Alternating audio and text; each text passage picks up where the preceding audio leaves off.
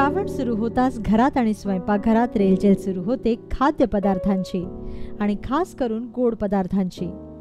आजच्या खाद्य परंपरेत आपण शिकणार आहोत असाच एक खास गोड पदार्थ श्रीखंड। मराठी खाद्य संस्कृतीत श्रीखंडाला अनन्यसाधारण महत्त्व आहे।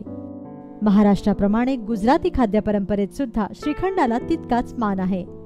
पूर्वी श्रीकृष्ण जन्माष्टमीलाच श्रीखंडाचा बेत केला जात असे, पण आता उत्सवांबरोबर डेझर्टच्या रूपातही श्रीखंडाला जास्त पसंत केलं जात आहे। श्रीखंड बनवणं अतिशय सोपं आहे।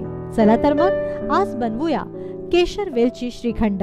केशर वेलची श्रीखंड बनवण्यासाठी आपल्याला लागेल अर्धा किलो दही, 10 ते 15 नग हिरवी वेलची, 150 ग्राम साखर किंवा पिठी साखर आणि रंगासाठी केशर। सर्वात आधी एका स्वच्छ सुती सफेद कपड्यात अर्धा किलो दही घट्ट बांधून घ्या। दह्यातील पूर्ण पाणी निथळण्यासाठी दह्याची ही पुरचुंडी उंचावर टांगून ठेवा, साधारणतः 8 ते 12 तास। म्हणजे जर तुम्हाला दुसऱ्या दिवशी श्रीखंड बनवायचं असेल तर तुम्ही ही प्रक्रिया आदल्या रात्री करू शकता। साधारणतः 12 तासानंतर बांधलेल्या दह्याची ही पुरचुंडी सोडा।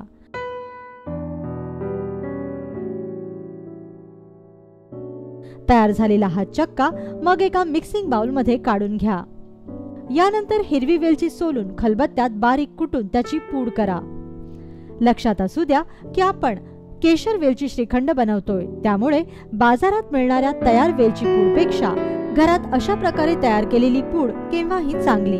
नंतर चक्का असलेल्या मिक्सिंग बाउल मध्ये पिठी साखर आणि वेलची पूड घाला व हे मिश्रण एकजीव करा। पिठी साखर पूर्णपणे विरघळेपर्यंत हे मिश्रण असंच फेटत रहा। सर्वात अखेरीस केशर घालून हे मिश्रण पुन्हा एकजीव करा। केशर घातल्यामुळे याचा रंग बदलायला सुरुवात होते। छान बदामी रंग आला की समजा तुमचे हे केशर वेलची श्रीखंड तयार झाले। तयार झालेले हे श्रीखंड आता एका सर्विंग कप मध्ये काढून घ्या आणि केशराने अशा प्रकारे सजवा। छान टम्म फुगलेल्या पुरांसोबत या श्रीखंडाचा आस्वाद घ्या। केशर वेलची श्रीखंडाप्रमाणे तुम्ही बदाम, पिस्ता, अंजीर किंवा आमरस घालून निरनिराळ्या चवीचे श्रीखंड घरच्या घरी बनवू शकता।